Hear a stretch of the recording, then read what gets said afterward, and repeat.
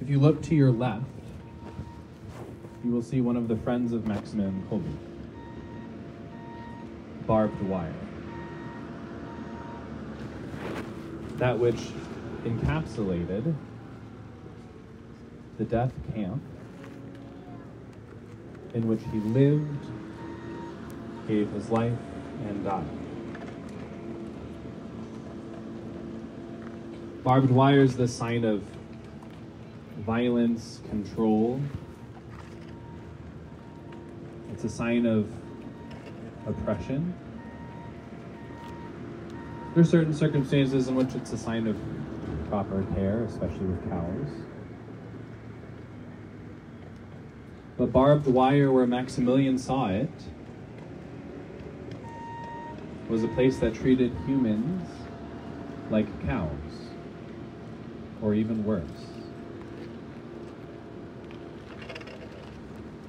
There's a lesser-known story about Maximilian Kolbe. He went and did missions in Japan for a little while. And as he was aiding the Catholic community in Nagasaki, Nagasaki was the Christian stronghold of evangelization for a lot of Asia. And he went to Nagasaki on mission, and they were building a large church.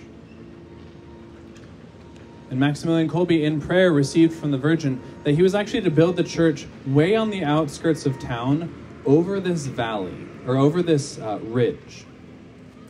And construction-wise, it made no sense. It was utterly inconvenient.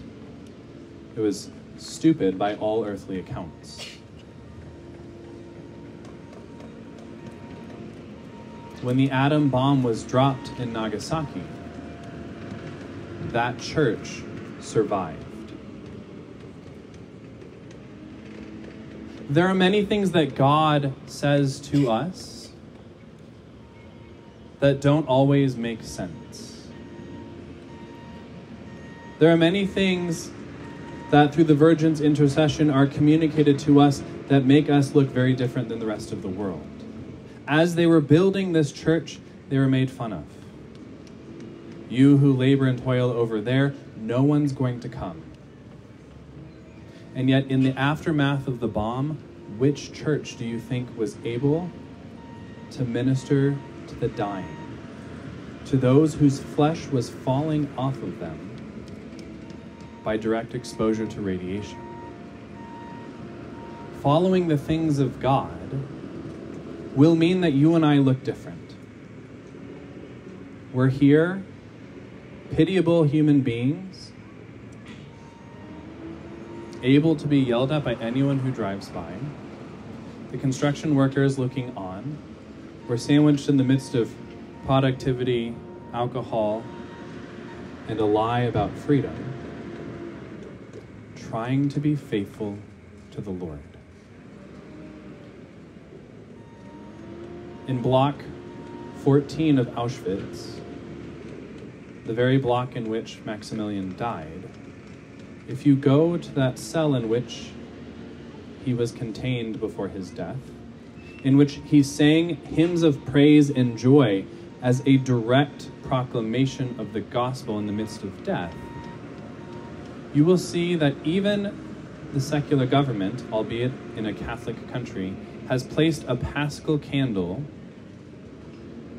in that cell, and a little plaque that says, in here was contained a priest, Maximilian Kolbe, who is known for giving his life for another. A very small epitaph for a saint who didn't even get Christian burial. And that Paschal candle stands in that cell as it does in every church. And we light it at times of baptism, in the Easter season, and in funerals. That the promise of resurrection through the merciful love of our Lord is possible, even in the bleakest place. Now, the bleakness of this place has been masked by marketing, decent architecture, a certain sanitized version of killing. May we be a people who is faithful to the Lord, to his call to stand for the gospel of life, even when in the ways of the world it makes no sense. Good Friday made no sense either, until God's providence brought Easter Sunday. Praised be Jesus Christ, now and forever. Amen.